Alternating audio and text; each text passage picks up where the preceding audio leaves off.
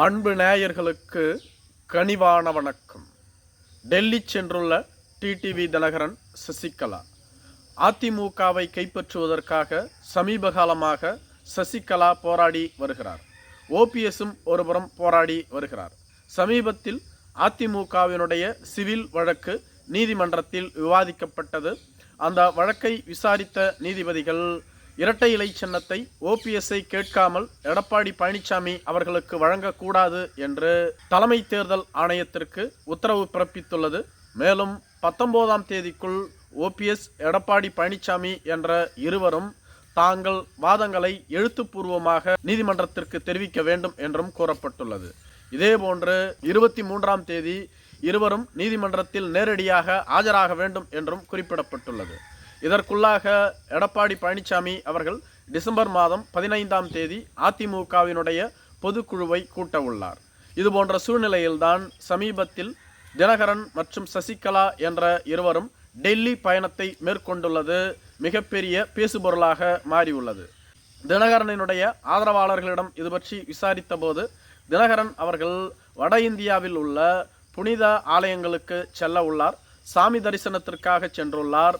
இதில் அரசியல் எதுவும் இல்லை என்று கூறியிருந்தாலும் கூட தினகரன் டெல்லியில் ஒரு தனியார் ரெசார்ட்டில் தங்கியுள்ளார் என்றும் இவர் பாரதிய ஜனதா கட்சியினுடைய முக்கிய தலைவர்களை சந்தித்து பேச உள்ளார் என்றும் கூறப்படுகிறது. குறிப்பாக அமித்ஷா, ஜேபி நட்டா, பியூஷ் கோயல் போன்றோர்களை சந்தித்து பேச உள்ளார் என்றும் கூறப்படுகிறது. இதேபோன்று சசிகலாவும் டெல்லிக்கு பயணம் சென்றுள்ளார், இவரும் சந்தித்து பேச உள்ளதாக சொல்லப்படுகிறது. ஏற்கனவே டிடிவி தினகரன் அவர்கள் தான் அதிமுகவில் இணைய மாட்டேன், தான் தனி கட்சியை தொடங்கிவிட்டேன், அதிமுகவில் இணைவதற்கென்ற பேச்சே இல்லை என கூறியிருந்தார். ஆனால் அண்ணாமலை அவர்களோ டிடிவி தினகரன் தலைமையில் அதிமுக ஒருங்கிணைக்கப்படும் என குறிப்பிட்டிருந்தார் 18வது மக்களவை தேர்தலின் பொழுது. அதன் பின்பு அண்ணாமலையும் டிடிவி தினகரனும் தனிமையில் சந்தித்து 2 மணி நேரம் பேசிக் கொண்டிருந்தார்கள். இதுபோன்ற சூழ்நிலையில் டிடிவி தினகரன் டெல்லி சென்றுள்ளது அதிமுகவினரிடையே மிகப்பெரிய பதட்டத்தை ஏற்படுத்தியுள்ளதாகவும் சொல்லப்படுகிறது. மேலும் எடப்பாடி பழனிசாமி அவர்கள் அதிமுகவை ஒருங்கிணைக்க முன்வரவில்லை என்றால் எடப்பாடி பழனிசாமிக்கு அதிமுக கிடைக்காது, இரட்டை இலை சின்னமும் எடப்பாடி பழனிசாமிக்கு வழங்கப்படாது, அதிமுக உடைக்கப்படும் என்று கூறப்படுகிறது. குறிப்பாக பாரதிய ஜனதா கட்சி எந்த கட்சியோடு கூட்டணி அமைத்தாலும் அந்த கட்சியை உடைத்து அந்த கட்சியை அந்த பகுதியில் ஒன்றும் இல்லாமல் செய்து விடுவதில் கில்லாடி என்றுதான் கூற வேண்டும். அப்படித்தான் சமீபத்தில் மகாராஷ்டிரா மாநிலத்திலும் நடைபெற்றது. சிவசேனா, தேசியவாத காங்கிரஸ் கட்சி என்ற 2 கட்சியையும் உடைத்து ஆளும் கட்சிகளாக இருந்த கட்சிகளை 2வது இடத்திற்கு தள்ளிவிட்டு தற்பொழுது மிகப்பெரிய கட்சியாக மகாராஷ்டிராவில் உருவெடுத்து அவர்களது தலைமையில் ஆட்சியையும் பிடித்து விட்டார்கள். அப்படித்தான் அதிமுகவையும் தமிழகத்தில் ஒன்றுமில்லாமல் செய்ய பாரதிய ஜனதா கட்சி துடித்து வருகிறது. எடப்பாடி பழனிசாமி பாரதிய ஜனதா கட்சியோடு கூட்டணி இல்லை என பிடிவாதமாக இருந்து வந்தால் இரட்டை இலை சின்னம் ஓபிஎஸ்க்கு வழங்கப்படும். ஓபிஎஸ் அவர்கள் இதுவரையிலும் கிணற்றில் போட்ட கல்லு போன்று இருந்து வருகிறார். எதையும் முன்னெடுத்து சிறப்பாக செய்வதில்லை. நீதிமன்ற வழக்குகளை மட்டும் நம்பிக்கொண்டிருக்கிறார். செலவு செய்யவும் தயங்குகிறார். கேட்டால் என்னிடம் பணம் இல்லை என்று கூறுகிறார்.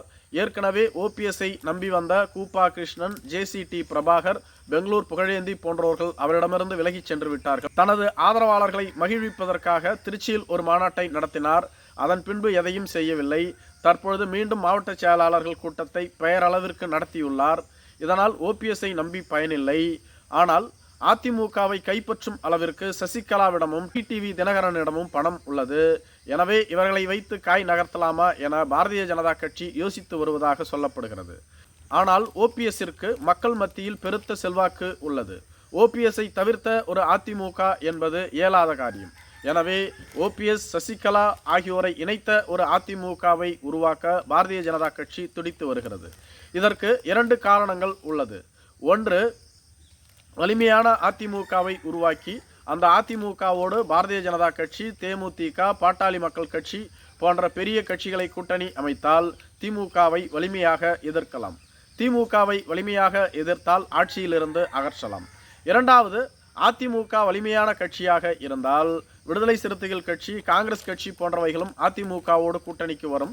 காங்கிரஸ் கட்சி அதிமுகவோடு கூட்டணிக்கு வந்தால் திமுகவிடம் கேட்ட இடங்களை விட அதிக இடங்களை கேட்டு பெற்று ஒருவேளை வெற்றி பெற்றுவிட்டால் காங்கிரஸ் கட்சி வலிமையான கட்சியாக மாறிவிடும் தமிழகத்தில் இதுவும் பாரதிய ஜனதா கட்சிக்கு ஏற்புடையது இல்லை.